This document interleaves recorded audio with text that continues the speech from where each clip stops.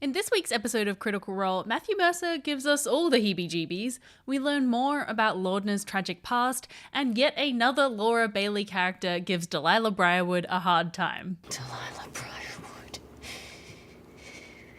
We're gonna sunder you. Hi everyone, my name is Luna, and welcome to Crit Role Conspiracies, the show where we take a deep dive into Critical Role. Let's get into it. Firstly, Bell's Hells have a new logo. What do you think of it? Do you like it? It's funny when I look at it, it kind of reads as bi to me, and as someone who experiences constant bisexual panic in every single episode, I'm okay with that. I love that it has the big moon and little moon in the logo, further condensing my theory that we're going to end up on the moon by the end of this campaign. Kicking off this episode, the party realize they are in some kind of shadow version of Whitestone, an upside down stone, if you will. I totally stole that joke from someone in my Twitch chat, I have to be honest. They are astral projections of themselves thanks to Pike casting the 9th level spell Astral Projection, and they have these cords that are connecting their spirits to their bodies. Now, these cords are actually quite difficult to sever. The spell states that the cord can only be severed by an effect that explicitly says so. I had a little bit of a hunt around and I could only find a few effects that would make that happen. One is on a critical hit with a Githyanki silver sword or a great silver sword. Number 2, an astral dreadnought can sever a silver sword if they get a critical hit, and also a psychic wind can sever the cord. If I missed any, let me know. Oh wait, there is one more that I missed.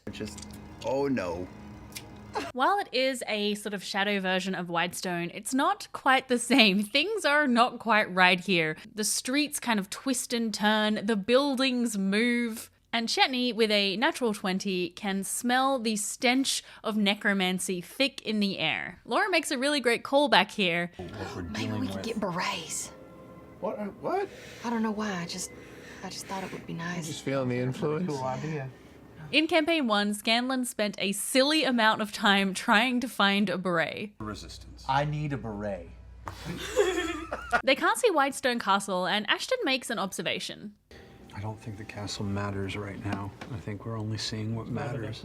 I think this is a really cool narrative device and shows a way of leading your players where you want them to go. By not including Whitestone in the surroundings, the players didn't have any temptation or desire to go there, and it made them focus on the Sun Tree, which is where this showdown was always going to happen. They continue to explore the city, and the buildings are kind of like a movie set. Like, they're not really real, and they're made of this weird stone substance. The doors don't open, and the windows are fake.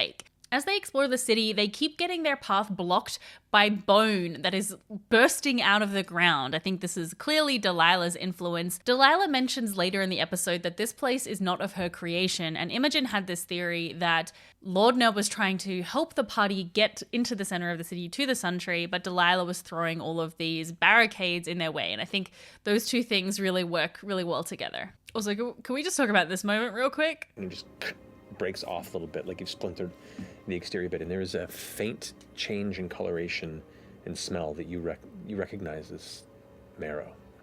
Whoa. Fuck. That's real. Oh, that's gross. Oh, that's really gross. Okay, I'm gonna... Hey, we found something that isn't It's one of my favorites. grease stuff. We should probably get The crack in the bone begins to bleed. Oh, let's go. Oh, what'd you say? The crack in the bone begins to bleed. No thank you. Whilst exploring the city, they get shown these little vignettes, these little moments or memories of Lordner's. The first is of her sort of following a young boy. They're both quite young. And the boy saying, you know, you've got to stop following me because the other boys are teasing me. Oh, come on, it'll be so fun. All the proper city kids play it. So a farm girl like you would really like it, I think.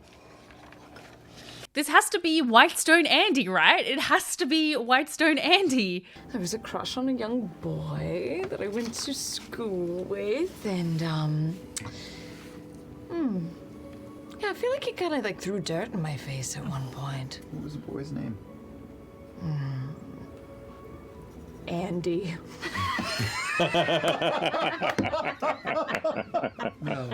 Trust Matthew Mercer to take what was a sort of a throwaway joke in the moment and turn it into something that really twists a knife and was like a really awfully creepy moment. Imogen talks in Lordner's mind and tells her not to trust him and is successful on her persuasion check. I'm really glad we didn't get to see what that game was, but I also really want to know what it was. Ugh. The next memory or moment we get is Lordner as a 3-year-old, very young, playing with some dolls. A doll that seems to be Delilah and a little bird doll.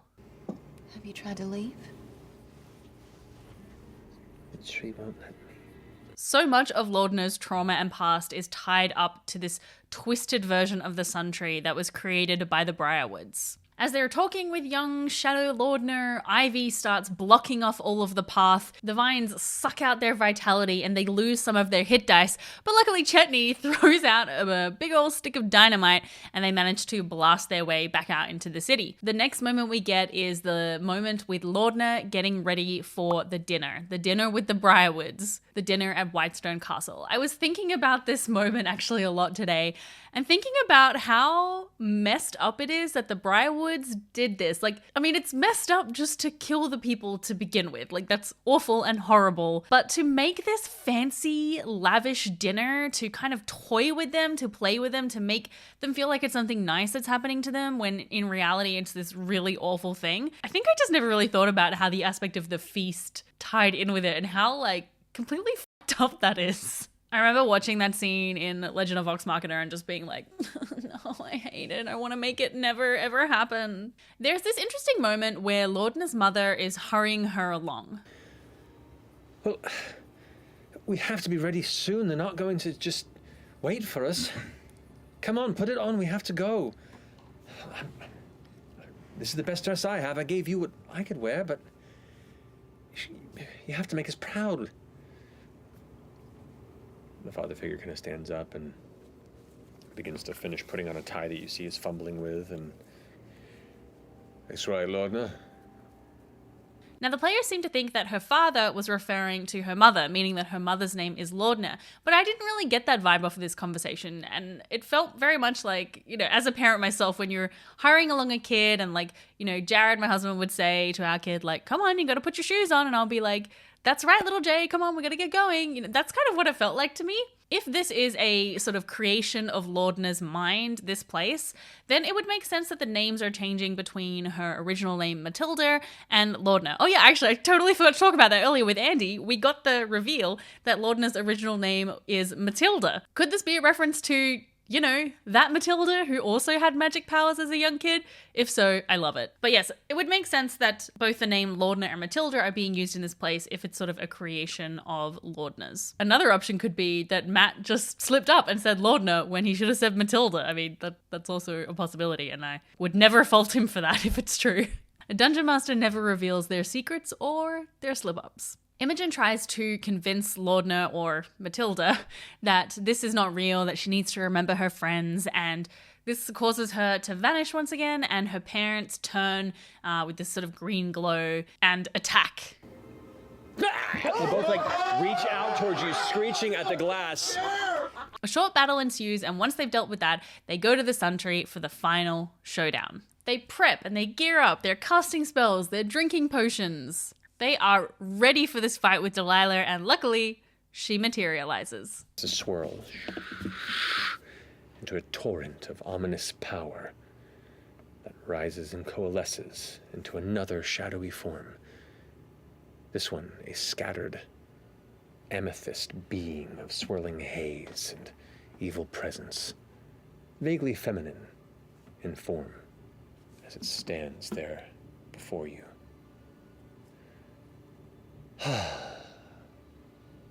Fond memory.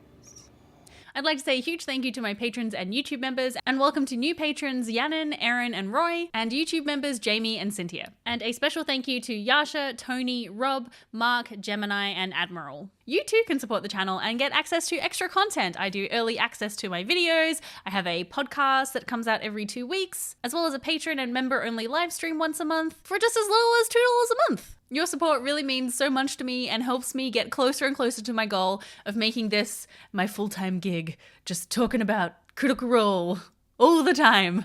You can go to patreon.com/Luboffin or press the join button underneath this video. Thank you!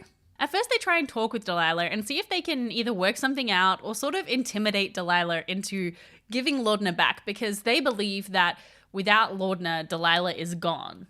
The fastest path to my interests lie in yours as well. Should they fail and you fail, I'll find other ways. Less convenient, more time-consuming. The choice is yours, really. Chetney says, sure, we'll bring you both back, but first we need to talk to Lordner. Delilah acquiesces and Lordner comes out from within the sun tree. What is this? What happens? This isn't a thing. You can't have two people over there. No! Wait, you're leaving. Oh man. Oh man. Lorna? Imogen. We're gonna get you. We're gonna get you home, okay? I forgot how much I hate it here. You get out. Can you get out of the tree? I think that depends on you, darling. I need you to fight her. I need you to fight her. I haven't been able to fight her for 30 odd years. We're here now. We'll help.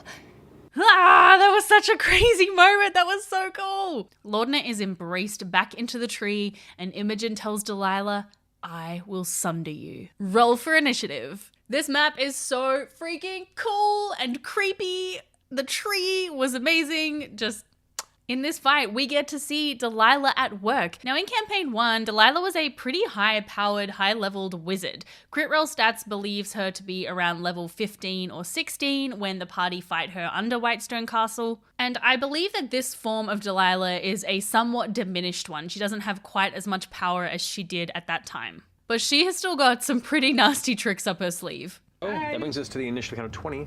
Delilah gets a layer action. These nooses are gonna come to life. We're all dead. The coolest part about this fight is that Imogen uses what I assume is the new feat that she got in episode 34. I don't think we've seen it come up yet. You're just gonna see Imogen's eyes flicker red, and my arms are gonna flare up, and I'm gonna call Ruidus. What does that mean? What? It seems like whatever this feat is, she is drawing on the power of Ruidus, and it is doing damage to her as well as damage to others. So it sounds like it could be kind of dangerous, but also very thematically cool. SCG gets downed to 0 hit points, and because this is taking place in some sort of astral spirit realm, he's not actually making death saves. Instead, their cord is severed, and they would have woken up with Pike, and then they would have had to wait for everybody else to wake up. What's that? No, this is. Go hang out with Marisha. I